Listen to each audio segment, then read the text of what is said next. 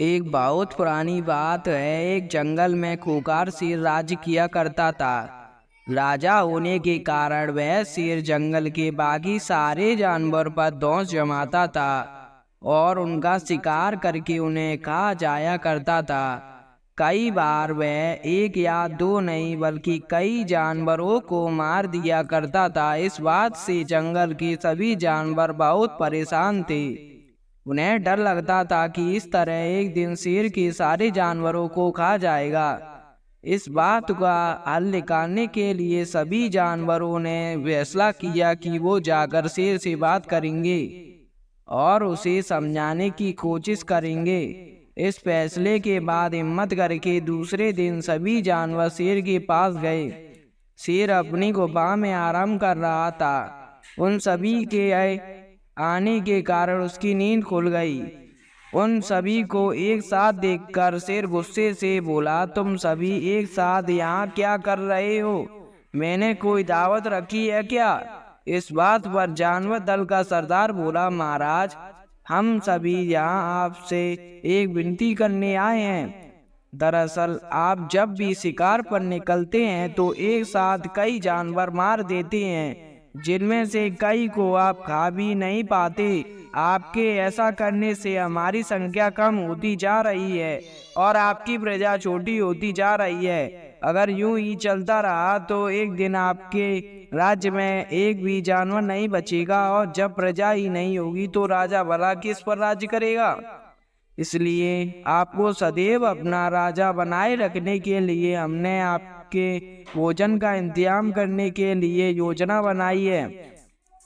हमारा सुझाव यह है कि आप शिकार पर ना निकला करें, बल्कि हम खुद रोज एक जानवर आपकी गुफा में भेज दिया करेंगे।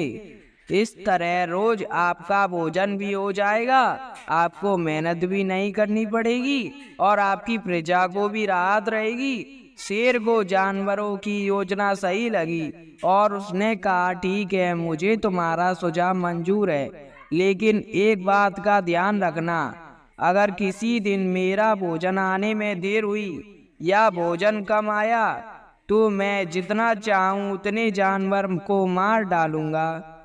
जानवरों ने उसकी बात पर सहमति जताई और वापस अपने घर को लौट आए। उस दिन के बाद से हर रोज एक जानवर शेर की गुफा में पहुंच जाता और शेर उसे मारकर अपना भोजन बना लेता। यूं ही चलते चलते एक दिन खरगोश की बारी आई। वह बहुत छोटा था लेकिन चतुर भी था। उसने सोचा कि रोज शेर के हाथों एक जानवर मारा जाता है, यह तो गलत है।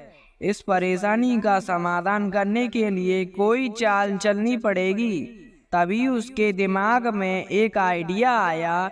वह धीरे धीरे घूमता फिरता शेर की गुफा तक वहां पहुंचकर उसने देखा कि शेर गुस्से से आग बबूला हो रहा है। शेर ने जैसे ही खरगोश को देखा उसका गुस्सा बढ़ गया और वह दहाड़ कर बोला, तुम जरा से खरगोश मेरा पेट भरने आए हो और ऊपर से इतनी देर से आए हो?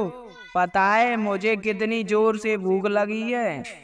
कहाँ मर गए थे और तुमसे मेरा पेट कैसे भरेगा? शेर को तिलमिलाया हुआ देख खरगोश बोला, महाराज, मैं आपकी सेवा में अकेला नहीं आ रहा था, बल्कि मेरे साथ मेरे 5 साथी और भी थे। लेकिन मगर महाराज, रास्ते में हमें एक और शेर मिल गया जो हमें खाने की जिद करने लगा। वह मेरे साथियों को मारकर खा गया। मैं किसी तरह अपनी जान बचाकर वहां से भाग आया हूँ। यह सुनकर शेर और ज्यादा गुस्सा हो गया। वह बोला, एक और शेर कौन है? वह और मेरे जंगल में क्या कर रहा है? खरगोश ने कहा, महाराज, वह बहुत बड़ा शेर है और जब मैंने उससे कहा कि तुम हमारे महाराज का भोजन खा रहे हो तो वह बोला, आज से मैं तुम्हारा महाराज हूँ और मेरे अलावा इस जंगल में कोई और शेर नहीं रह सकता। मैं सबको मार डालूंगा। फिर आपको लड़ाई के लिए ललकारने के लिए उसने मुझे यहाँ भेज दिया। अच्छा, ऐसी बात है, तो मैं भी तो देखूं कि ये कौन शेर है, तो जो मेरे जंगल में आकर मुझे ही ललकार रहा है। ले चलो मुझे उसके पास। शेर ने गरज कर बोला और खरगोश के साथ चल दिया। खरगोश उसे जंगल के बीच मौजूद एक कुएं के पास ले गया और बोला, महाराज, वो इस गड्ढे के नीचे गुफा में रहता है। आपको आता देख शायद वह अंदर घुस गया है। दूसरे शेर को देखने के लिए जैसे ही शेर ने कुएं में झांका तो उसे अपनी परछाई दिखी और उसने समझा कि वह दूसरा शेर है। उसके बाद उसने दूसरे शेर को ललकारने के लिए जब दाड़ मारी तो उसी की दाड़ गूंजकर उसे सुनाई दी, लेकिन उसे लगा कि वह दूसरा शेर उसे ललकार रहा है। बस इतने में शेर को गुस्सा आया और उसने कुएं में छलांग लगा दी। छलांग लगाते ही शेर कुएं की दीवार टकराया और पानी में गिरकर मर गया। यह खबर जब जंगल के बाकी जानवरों को मिली तो सारे बहुत खुश हुए और खरगोश की जय जयकार करने लगे। कहानी की सीख।